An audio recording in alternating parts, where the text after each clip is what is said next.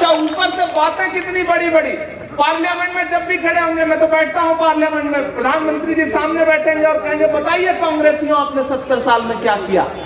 एक दिन जब ऐसे ही बोल रहे थे कि बताओ कांग्रेसियों 70 साल में आपने क्या किया, तो आगे खरगे साहब बैठे थे। खरगे साहब पलटे, बोले इमरान मत बताना, बता दोगे तो ये उसको भी बेच देंगे, इनका काम सिर्फ बेचने का है, ये बेचने के अलावा कुछ नहीं जानते।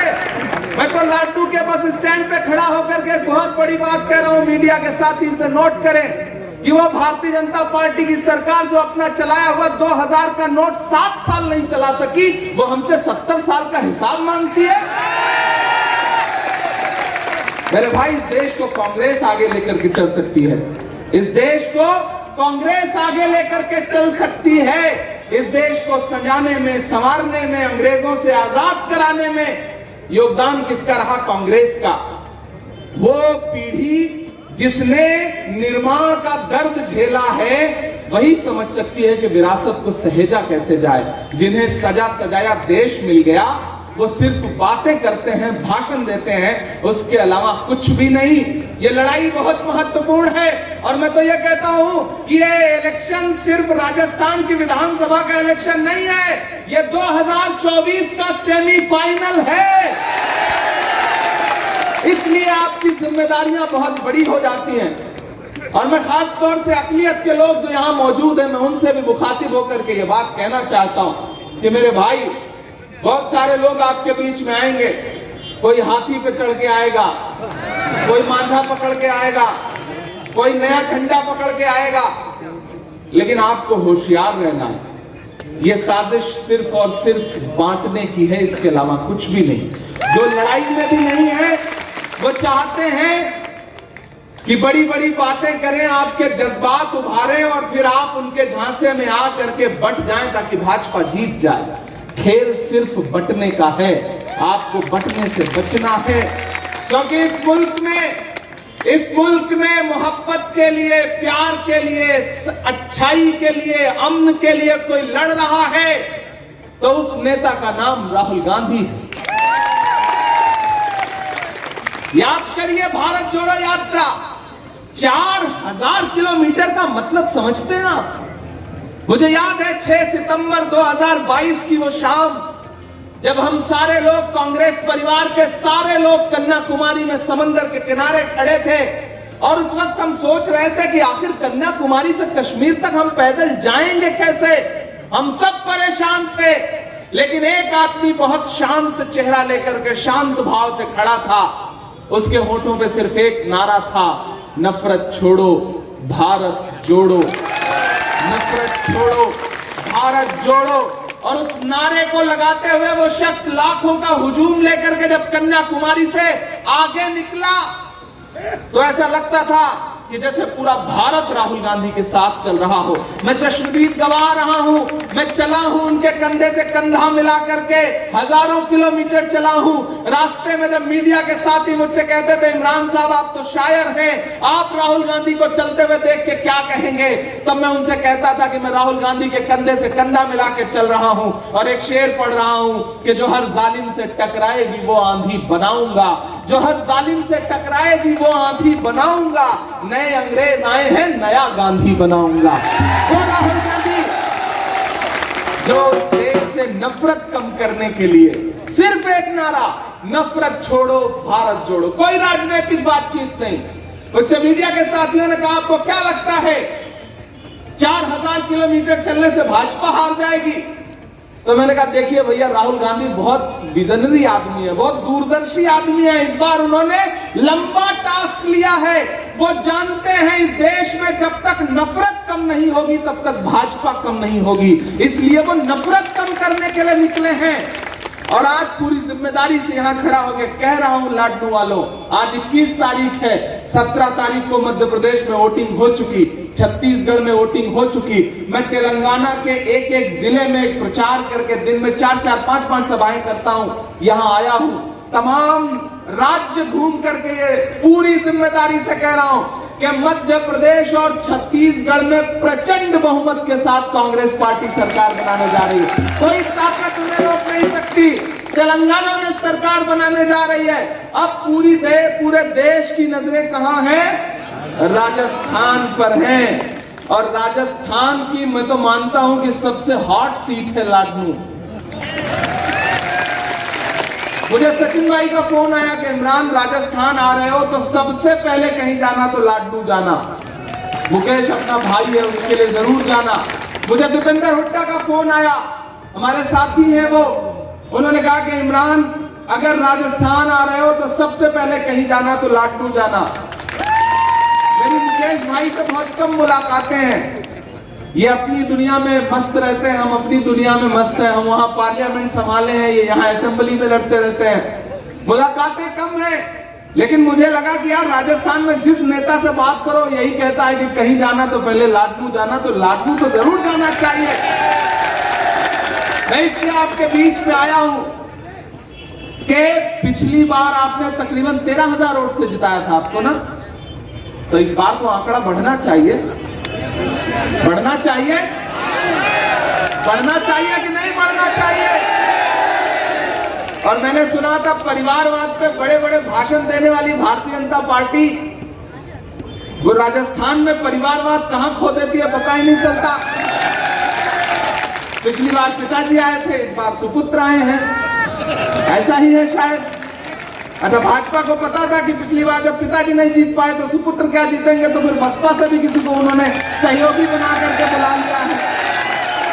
तो आपको बहुत होशियारी से, समझदारी से बस एक बात याद रखनी है कि ये लड़ाई बहुत महत्वपूर्ण है।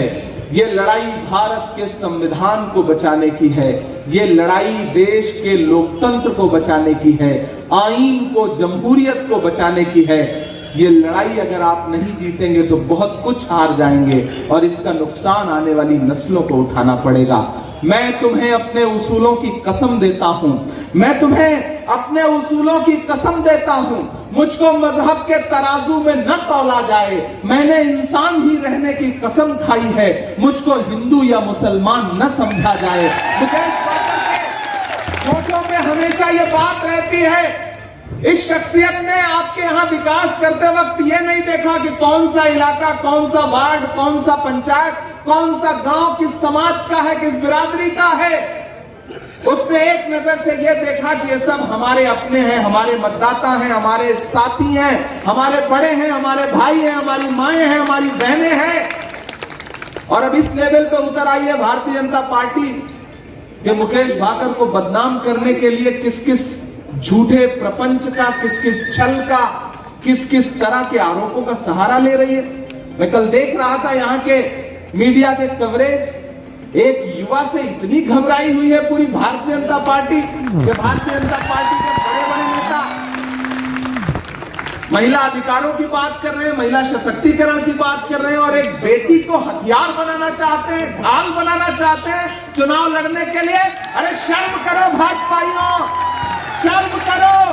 आपके मुंह से बेटी अधिकार और बेटी बचाओ, बेटी पढ़ाओ का नारा झूठा लगता है, क्योंकि मेरी आंखों ने देखा है हाथरस कि किस तरह एक दलित बिटिया के साथ बलात्कार हुआ और उसके बाद उसकी लाश रात के 2 बजे बिना उसके परिवार के इजाजत के जला दी आपकी सरकार ने। आप बेटी सुरक्षा की बात करते हैं, आप बेटी सुरक्षा की बात करते हैं।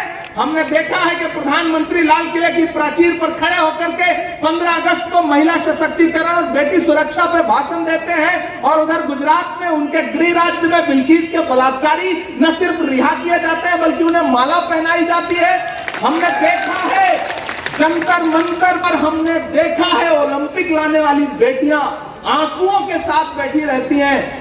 नई संसद का उद्घाटन होता रहता है और उधर उन्हें पुलिस घसीटती है, प्रधानमंत्री एक शब्द नहीं बोलते। हमने देखा है आपके मुंह से बेटी सुरक्षा, बेटी सम्मान की बातें झूठी लगती हैं। भाजपा के नेताओं, राजनीति का एक अस्तर होता है, जंग लड़ने के कुछ आदाब हुआ करते हैं। जंग लड़िए लेकिन बेटियों को ढाल मत बनाइए, झूठे आरोप मत लगाइए। मुकेश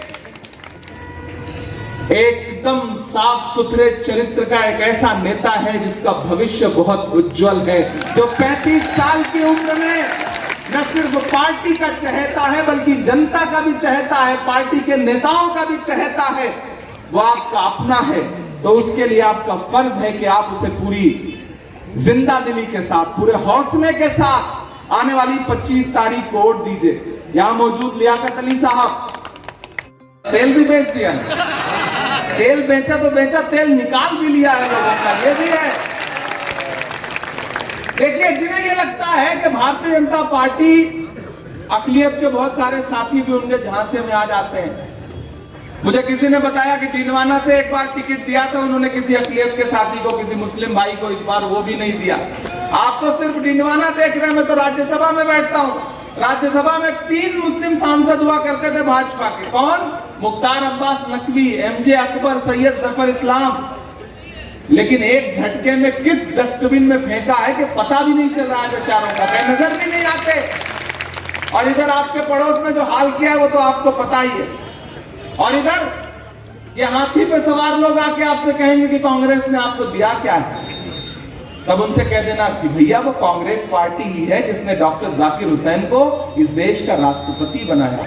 वो कांग्रेस पार्टी ही है जिसने फखरुद्दीन अली अहमद साहब को इस देश का राष्ट्रपति बनाया। वो कांग्रेस पार्टी है जिसने मौलाना अबुल कलाम आजाद को इस देश का पहला शिक्षा मंत्री बनाया। वो कांग्रेस पार्टी है जिसने रफी अहमद किदवई को इस देश का पहला कृषि मंत्री बनाया। वो कांग्रेस पार्टी है जिसने सैयदा अनवरा तैमूर को असम का मुख्यमंत्री बनाया, अब्दुल गफूर साहब को बिहार का मुख्यमंत्री बनाया, बरकतुल्लाह साहब को राजस्थान का मुख्यमंत्री बनाया, अब्दुल रहमान अंतुले साहब को महाराष्ट्र का मुख्यमंत्री बनाया, गुलाम नबी आजाद को कश्मीर का मुख्यमंत्री बनाया, सलमान खुर्शीद को इस देश का विदेश मंत्री बनाया।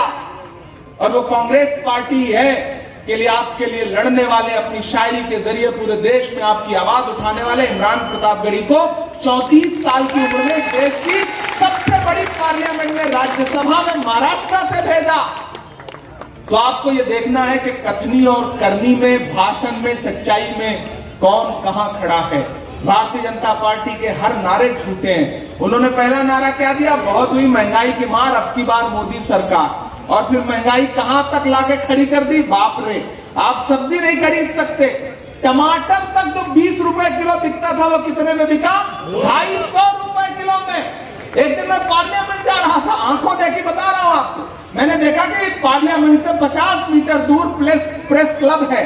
प्रेस क्लब के बाहर एक टाटा 407 खड़ी थी और उसके सामने लाइन लगा करके सूट में, टाई में, जीन्स टी शर्ट में लोग खड़े हैं। तो मुझे लगा यार यहाँ क्या बन रहा है जो लोग खड़े हैं। मैंने ड्राइवर से कहा भैया गाड़ी रोको। पलट के जब मैंने पूछा भाई यहाँ किस बात की लाइन है, तो बोला सब्सिडी वाला टमाटर बिक रहा है। ये हालत कर दी है। दूसरा नारा क्या था? बेटी बचाओ बेटी पढ़ाओ। मैं इसमें एक बात जोड़ देता हूं कि बेटी बचाओ बेटी पढ़ाओ, बेटी पढ़ाओ बेटी बचाओ, लेकिन किससे? भाजपा के नेताओं से।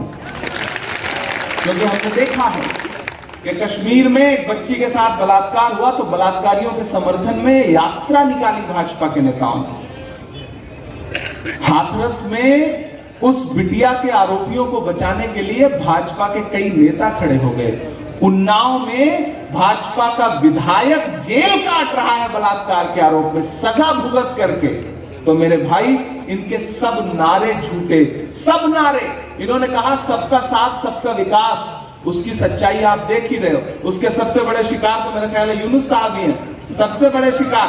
ऐसा सबका साथ, ऐसा सबका विकास किया है कि मुख्तार अब्बास नकवी में अकेले में मिलकर पूछूं कि साहब कैसा लग रहा है सबका साथ सबका विकास, तो बेचारे वो उनके मुंह से शब्द ही नहीं निकलते हैं। एमजे अकबर से पूछो तो शब्द ही नहीं निकलते हैं, जफर इस्लाम से पूछो तो शब्द ही नहीं निकलते हैं उसके मुंह से। ऐसा सबका साथ सबका विकास किया है कि बस गरीब गरीब होता चला गया, अमीर अमीर होता चला गया।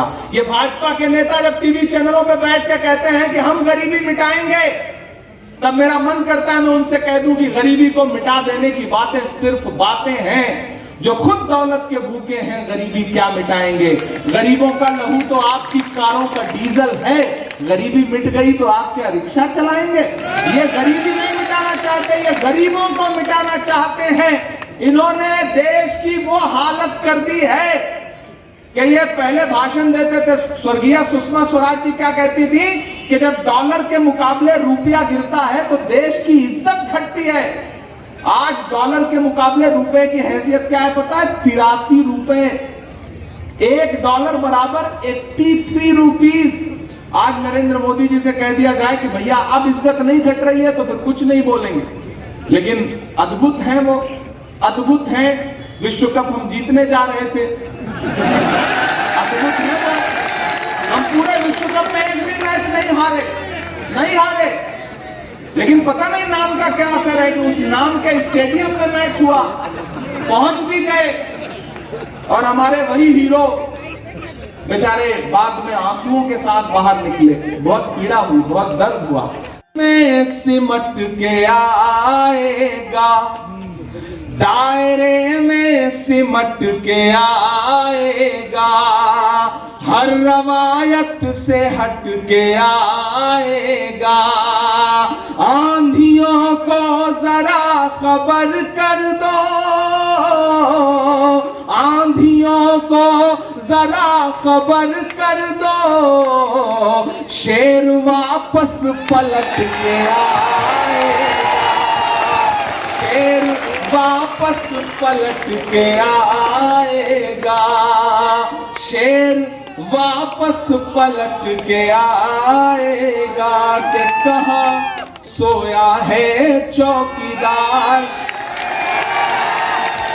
बहुत समझदार लोग हैं, मैं नहीं जानता था कि इतने राजनीतिक तौर पे जागरूक लोग हैं। मैंने नाम भी नहीं लिया, लेकिन चौकीदार का नाम आते ही आप समझ गए कि मैं किसकी बात कर रहा हूं। मैं नाम नहीं लूंगा और आप फिर समझ जाएंगे कि मैं किसकी बात कर रहा हूं। कि कहां सोया है चौकीदार, कहां सोया है चौकीदार। हमारे अल्पसंख्यक विभाग राजस्थान के अध्यक्ष आबिद कागजी साहब, कार्यवाहक अध्यक्ष हमारे इमरान कुरैशी साहब, मदरसा बोर्ड के चेयरमैन मोहतरम एमडी चौबदार साहब, बाकी हमारे साथी यहाँ बैठे हैं, ये सब भी बहुत समझदार है। हमारे राष्ट्रीय पदाधिकारी। 2 मिनट आपके बीच में मैं चाहता हूँ कि बिल्कुल उत्सव के माहौल में इस चुनाव को लड़िए। भाजपा वाले अजीब शक्ल लेकर के घूम रहे हैं, ऐसा लग रहा है पता नहीं कौन सा तनाव है चेहरे पे। लेकिन कांग्रेस के आप गोविंद डोटासरा का वीडियो उठा करके देखिए, हमारे पीसीसी अध्यक्ष कुछ बोल ही नहीं रहे, सिर्फ नृत्य कर रहे हैं, गाना बज रहा है और उनके हाथ घूम रहे हैं। ऐसा लग रहा है जैसे अद्भुत ऊर्जा का संचार हो रहा है, प्रचार हो रहा है। आप सचिन भाई की सभाएं देखिए, सामने से जिंदाबाद और आई लव यू के नारे लग रहे हैं, चुनाव प्रचार हो रहा है। गहलोत साहब जा रहे हैं, जनता अपने आप योजनाएं गिना रही है। राहुल गांधी जी पहुंच रहे हैं, नारा लग रहा है नफरत छोड़ो भारत जोड़ो, नफरत के बाजार में मोहब्बत की दुकान खोल रहा हूं।